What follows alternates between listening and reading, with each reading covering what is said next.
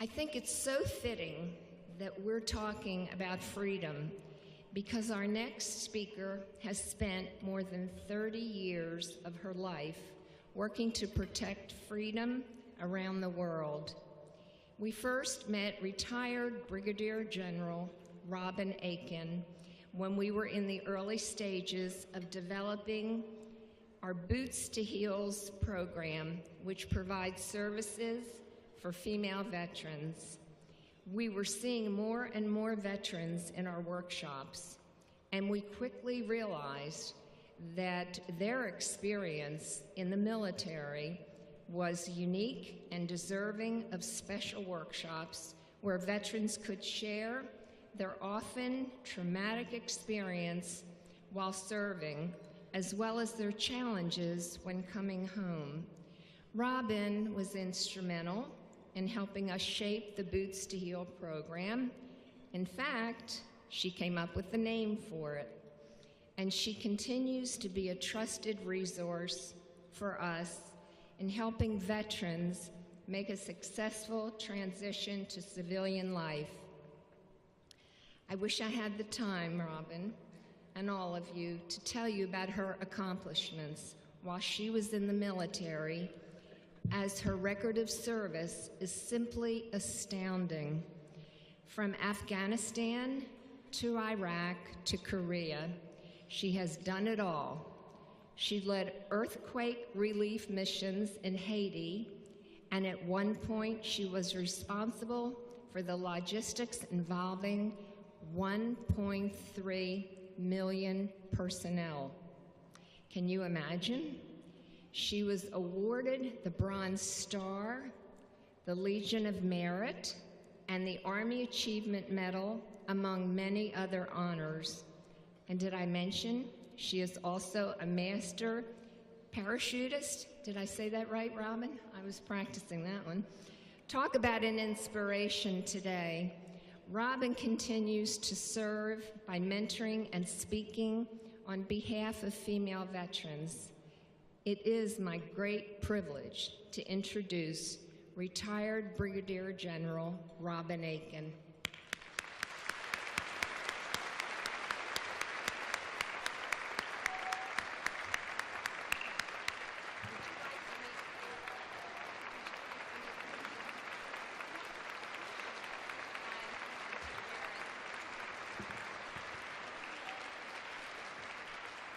Wow, what a group of Americans out there. This is awesome.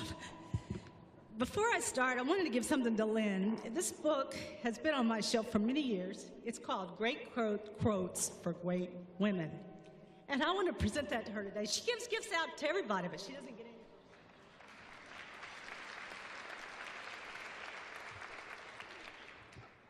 Wow. You know, I retired in September of this last year, and this is my first real opportunity to talk to Americans not in uniform. So thank you for inviting me. Thank you for having me part of your team. January 6, 1941, I know your husband was born, because this is very relative to him. In the State of the Union address by President Franklin D. Roosevelt, he said these words: "For there is nothing more mysterious about the foundations of a healthy and strong democracy. These are the basics that are expected of our people and of their politicians and of our economists. They are very simple and they're very easy to share with you today because they are very relative even today.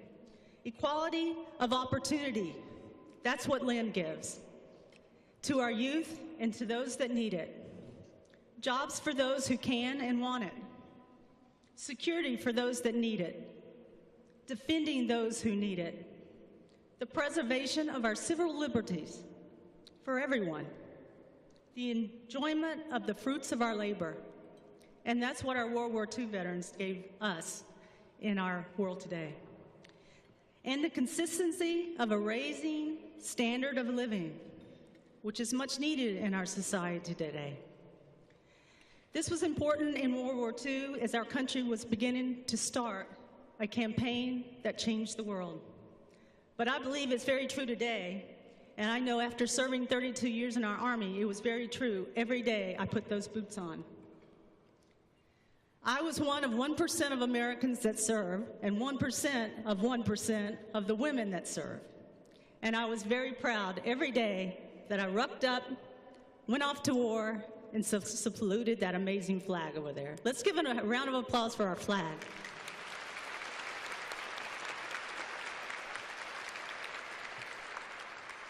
But today I want to tell you a story of why I'm here today.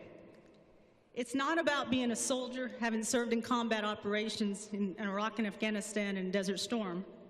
It's about the opportunity to serve a country that was devastated in the earthquake that occurred in 2010.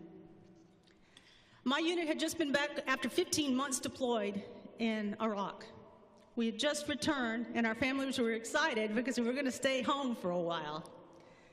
But the earthquake occurred. And my boss, a 4-star, says, "Robin, I need your team to mount up, load up, and get down there and help the people of Haiti." Service in Haiti was absolutely the most amazing opportunity as a soldier, and something that I will never, ever forget as long as I live. In Haiti, January 10th, lives were lost, families destroyed. Lives, as hard as they were, got worse. But I want to introduce someone to you.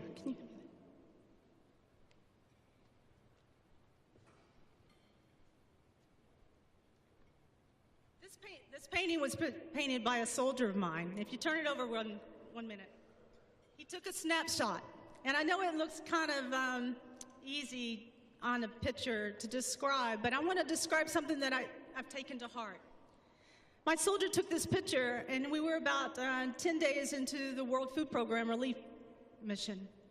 And I was not working for my general. I was working for the World Aid Association, the USAID. Taking orders from a civilian is difficult, but it was a challenge, and we deserved to do what we were doing. This is Lisa. Lisa's 23 years old. She had 7 children. She lost her husband, her mother and father, and her grandparents in that earthquake. She came to our line. She waited from 4 a.m. to about 10 in the morning when we presented her a bag of rice. Picture this, a 100-pound bag of rice. And with that rice, she had to get back to her little tent, makeshift tent that she had put up. Well, Lisa was, ironically, very happy and smiling. You see the picture? She's smiling. She was so gracious. And Lisa told me, she says, through my translator, "I have never seen an American before, but I will never forget that flag." That's what made me want to keep soldiering. That's what made my soldiers want to keep soldiering. And God bless America for sending us there, because that country was devastated, and without the U.S. American Soldier, Sailor, Airman, Marine, and Coast Guard, and those non-profit organizations, it would have been much worse.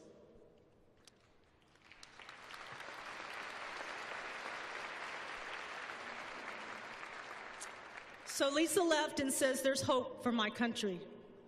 America will be here for us." And that's what puts chills on my spine every morning when I wake up and have to don this civilian uniform. Because we as Americans never know what we're really doing out there until we're doing it. So, Lynn, thank you so much for letting me come today and speak. Thank you, Attitudes and Attire. You guys are truly amazing heroes. In my mind, I'm always going to be there as part of your team. Boots to heels is something close to me. I don't wear heels because I had a knee replacement, but it's the same. It is about taking care of women, and women know how to do that, and we do it best. God bless America. God bless Texas. And God bless Lynn and her team. Thank you.